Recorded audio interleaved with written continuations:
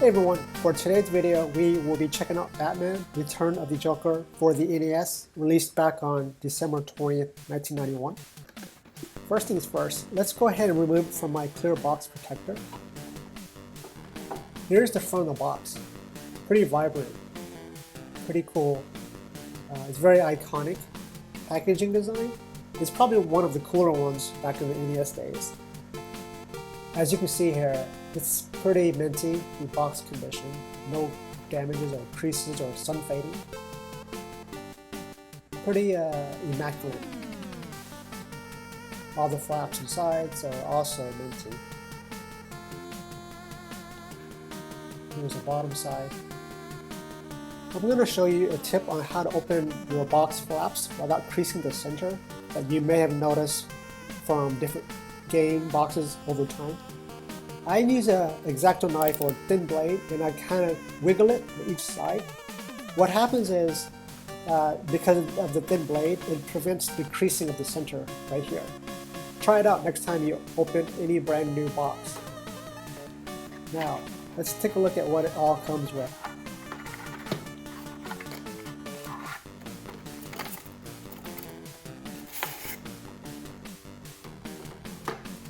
So like all Nintendo game packaging, they all come with a Styrofoam insert.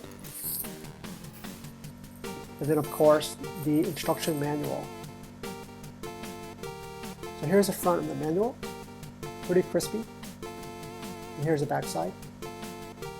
And let's go ahead and take a look inside. It's pretty cool because it has a couple illustrations not included in the game, and I don't know if these were even included in comic books. Maybe they were created just for the game, I don't know. Here's the game story, the controls.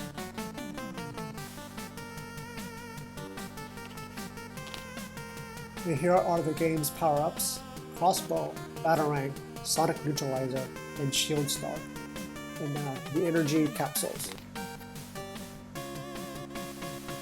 And here's a look at some of the level designs and just UI.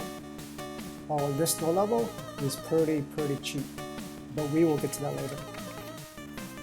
Some more cool illustrations. At the left side is the password menu screen, and the right side is an intro cutscene.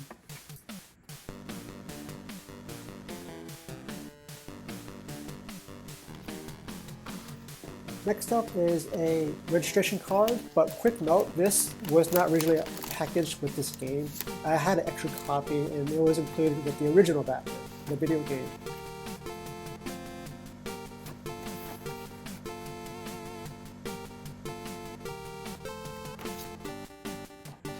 Next up is the cartridge and case. This game came with the black casing with the Nintendo logo on it. I think the previous Batman was just a black case. So here's something interesting about this game. Specifically the sticker label, the yellow part. Almost all of them were printed on thin paper. If you look closely, you can kind of see the glue. This applies to all of the cartridges for this game specifically. Go look at eBay. There's only like 1% where it's like just barely not noticeable, but it is pretty noticeable. I don't know why. And the labeling is typically darker than the box itself. That's because of the glue is kind of shining through the thin paper, I guess. Here's a look at the cartridge inserted into my modified NES 101 top loader.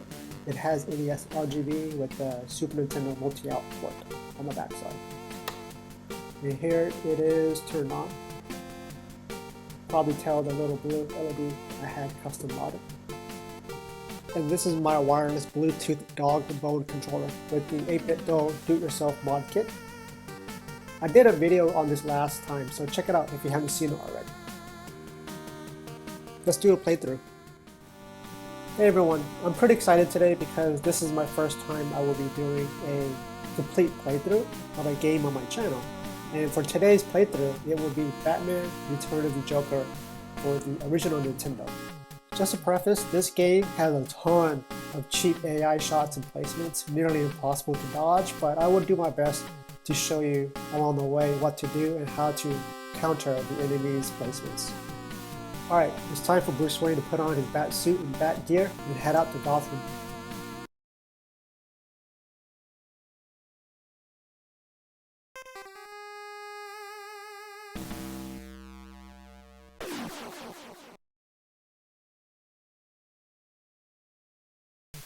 Alright, here's the first part of the game. I'm gonna pick up the neutralizer. It's kind of a wavy weapon with a power up, you just saw it. These spikes are like impossible to see. I don't know how a new player would know that they're there.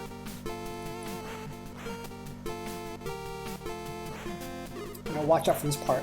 Their placement is kind of like just perfectly where you're landing when you jump.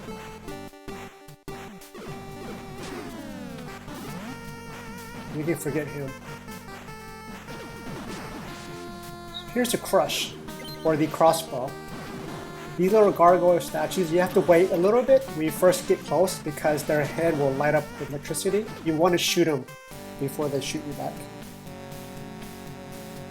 Here's a zeppelin.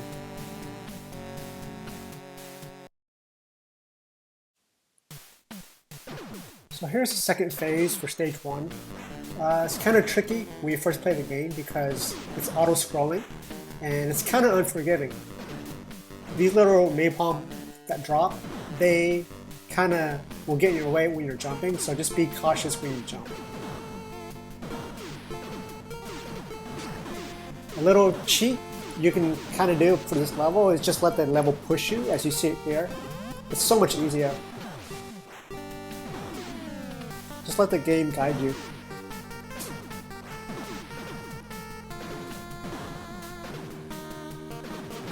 In general, this weapon I have right now, the crossbow, it's going to be my main weapon I use out the entire game. It's strong, it has a nice ricochet effect when you hit walls, and it's kind of OP. And you will see a little bit later towards the end of the game how I use it. Alright, this is the end of this part. Boss is coming up next.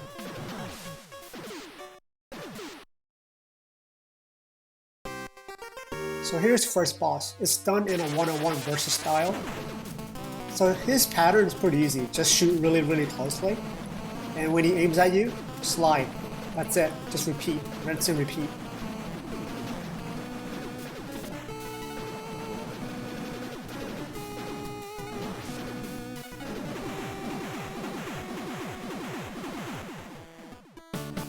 I like it when there's like a cool illustration whenever you beat a level. Stage 2 is actually pretty easy. There are no bosses, you just have to just play it through. So coming up is a new enemy. It's a little flying robot, but he's pretty easy to take out. Right here, there's 2 of them.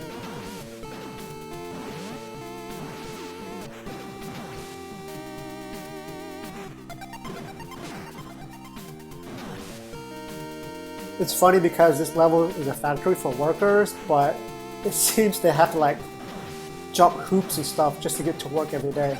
Kind of funny. It's definitely a safety hazard.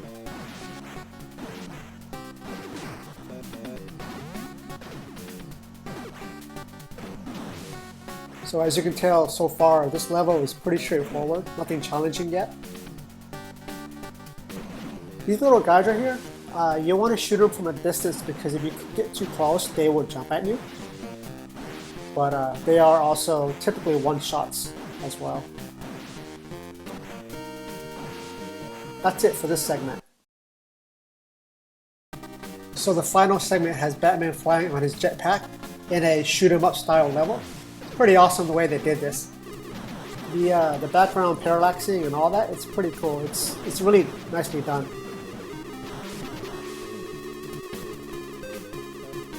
For this stage, I recommend using the neutralizer because of the waviness, it shoots everything on screen.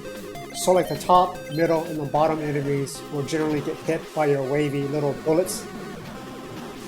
And if you stand here on the top right a little bit, you can bypass the enemies that are going to be coming up.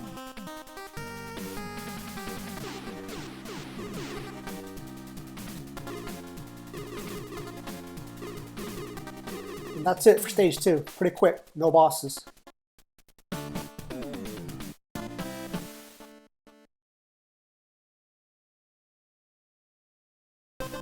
So this stage right here is probably where a lot of people get frustrated. The difficulty spike jumps and the enemy placement is just so bad. This overall level design is terrible.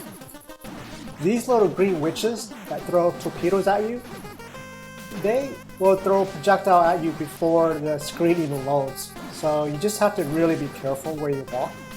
Like what I'm doing right here, I'm just taking it step by step, making sure the rockets don't follow me. This jump right here is impossible to dodge everything. There's a rocket and a witch.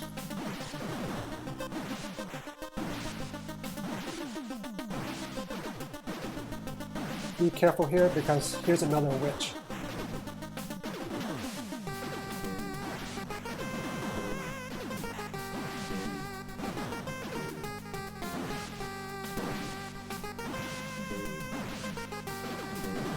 Coming up is another simultaneous attack of a rocket and a witch.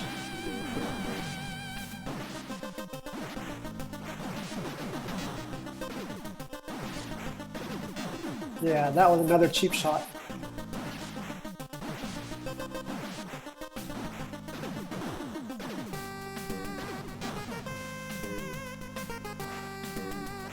And one more final witch, and this stage will be over.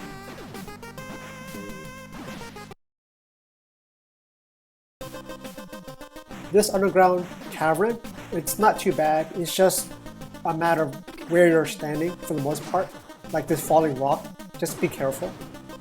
This upcoming jump, you have to jump on it and then jump again because of a flying knife. I don't know how a new player would know that. It's just so unpredictable.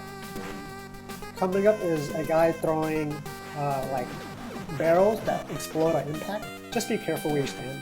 And for these falling rocks from the sewing.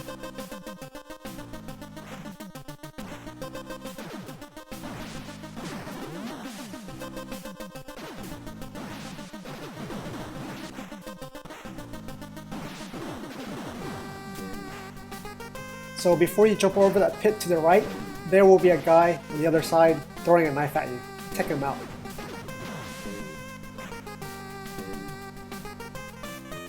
This final sequence is pretty easy. Just make sure you don't get crushed. Those things are instant kill. And then the little green spider looking things. There's gonna be another one over here.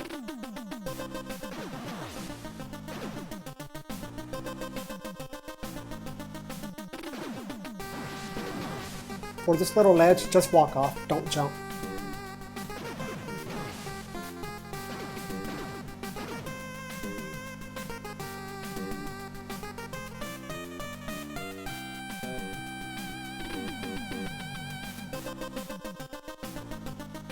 This upcoming jump is about timing. Just make sure the ledge you're on is closer to the green part and the spikes above you are closer towards the top of the screen.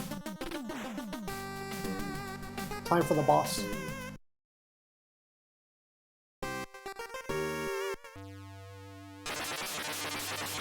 This boss is easy. When he's flying towards you on the left side, just be on the far left ledge and then jump over him. And then when he flies you on the right, be on the far right side and then jump over him. That's pretty much it.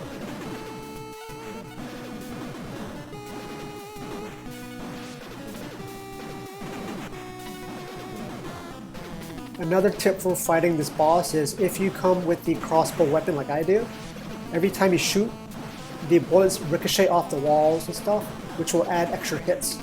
It's pretty OP in my opinion, and if you notice, I use this weapon almost the entire game. I don't really use anything else.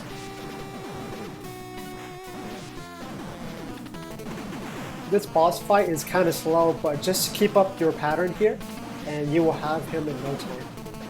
Every boss in the game has a pattern.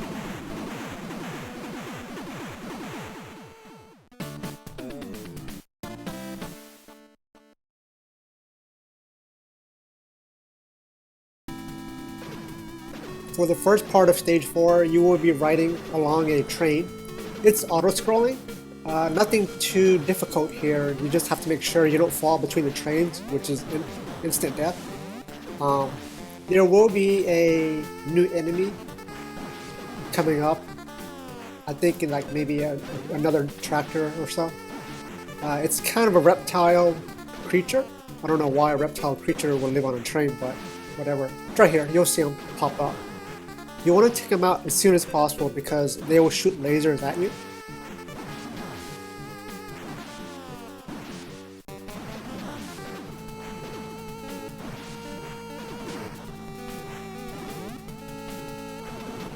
So this is a gold bat suit I just picked up. You need 8 gold capsules to trigger this, and it'll give you about 5 to 6 seconds of invincibility and a supercharged gun.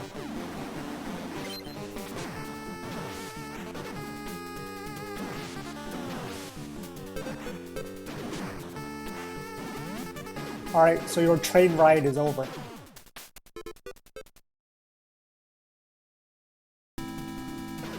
So for the second part of stage 4, you are back in the factory.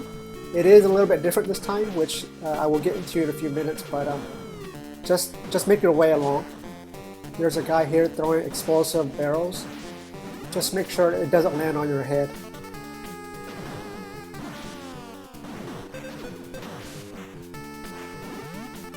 So after you jump off this ledge, about halfway, this guy will be throwing a knife at you. Just make sure you duck or jump over it. For this new part with the elevator conveyor system, stay on your left side for now, because there's going to be a little automated gun turret, a helicopter, and a guy dropping from the ceiling. There's a lot of things going on here. Try to stay in the middle platform where there isn't a little conveyor thing. Shoot the corner here. It'll ricochet and kill the chopper, providing you have the crossbow.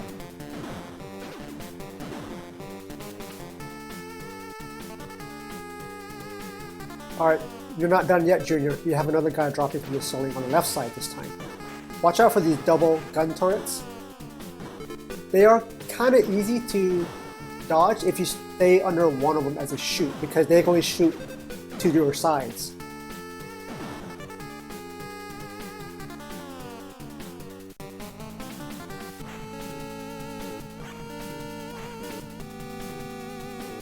So this is the last part.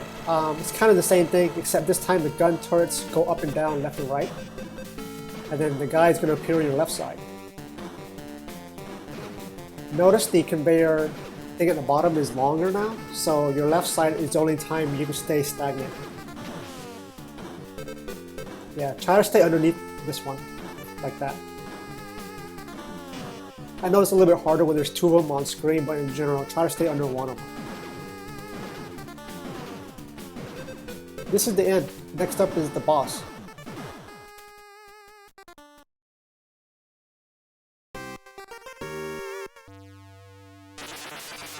So this boss, it's based on a timing system. If you notice, the top of the screen is an energy bar. If it reaches full capacity, the sliding gun turret in the center will drop a bomb and it'll just knock you out. So the goal here is to keep shooting the little pulsating little eyeball thing. Every time you hit it, it'll reduce the charging meter. But if you have the crossbow, it's a lot easier, as you can tell, because of the ricochet. And if you stay in here, it's like a kind of a hidden spot. Just rinse and repeat. Occasionally, the bottom left and right corners will release a little satellite. They will hit you, but it's not enough to affect the pattern. Just try to do this as fast as possible. The second best weapon for the boss, I think, is the homing batarang. Just sit in this corner and keep tapping the gun, and the bullets will home on the eyeball.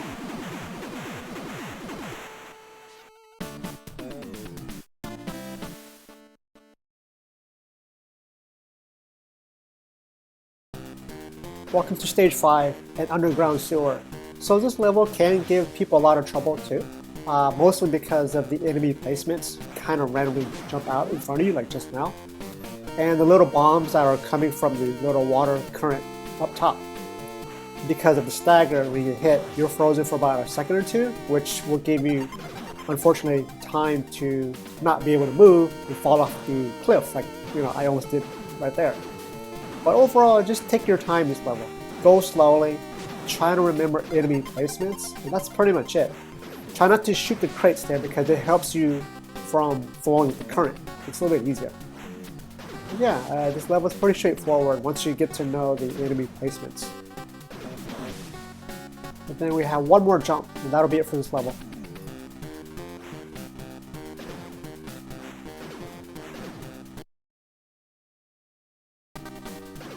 And here we have another one of those shoot 'em up type levels. Pretty straightforward, nothing challenging here, just try to stay alive. No bosses, no new enemies. I think there are 2 of these little jetpack dudes, but that's pretty much it.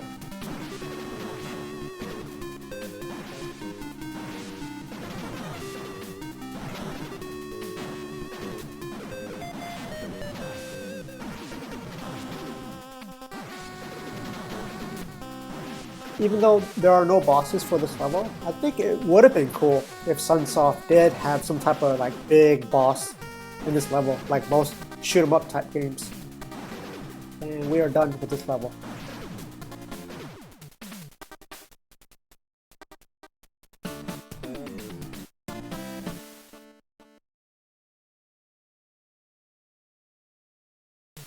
We are now at stage 6-1 at military base. Pretty straightforward, nothing too big here. Just a bunch of knife throwing dudes and a rifle gun dude as well. Be careful because this level does have some conveyor belts trying to push into the little pits there. And here's a knife throwing guy coming up. Just take your time, don't do any blind jumps or just, you know, playing careless and you'll make it through.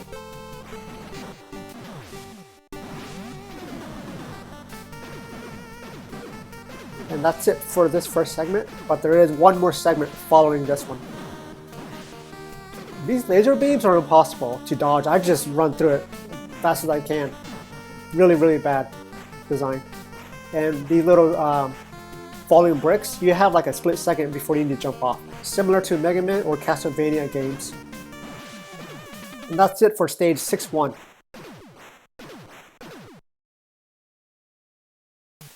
For stage 6-2, you will be progressing through a level with a Sheridan tank. There's going to be a guy that will occasionally pop out. What you want to do is just take care of him as soon as possible. These little spike balls, they're not hard to dodge. They're hard to dodge when he is outside, the little guy throwing the bombs at you. So try to take care of him as soon as possible. A lot of people usually die here because of there's just so much stuff you have to do. There's like a little bit of coordination, there's a little bit of trying to keep that guy inside the tank, and also from falling off the cliff on the right side. If you have the crush weapon like I have now, it's much easier, but if you have the standard pea shooter, instead of jumping up and down, shoot upwards as fast as you can. And that's it.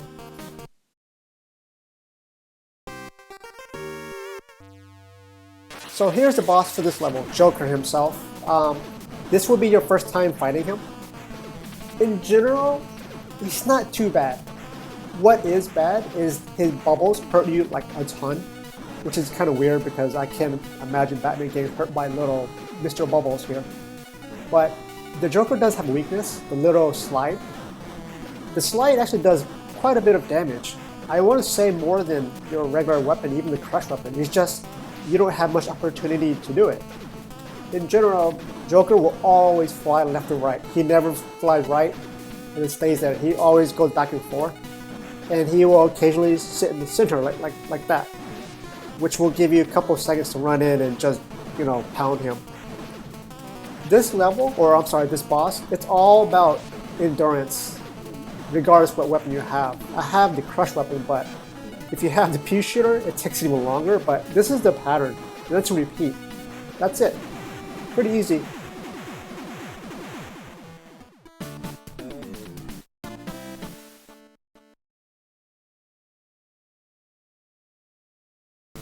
This is stage 7-1, the final stage. Welcome to the jungle, where there's fun and games courtesy of the Joker. Per usual, there are more randomly placed enemies like this one right here.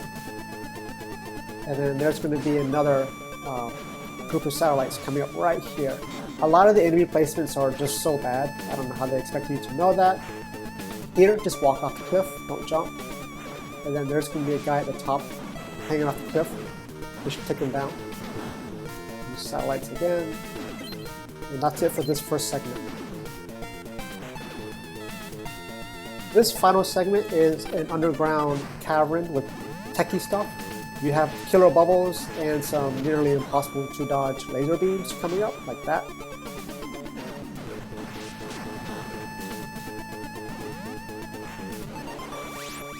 Coming up are the hardest platform jumps in the entire game. Starting off, walk, duck, jump, walk off, jump. And you are almost at the end of the level before the boss. Just make sure these bubbles don't get in your way.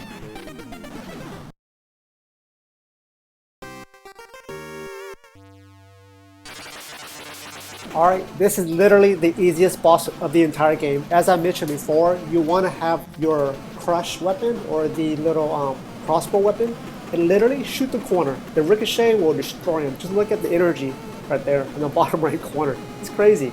Don't mind the little balls he drops. Just go at it, full blast. You will take him out. And that's pretty much it for the game. Thanks for watching. I hope you liked this video and please stay tuned for my future unboxings and gameplay.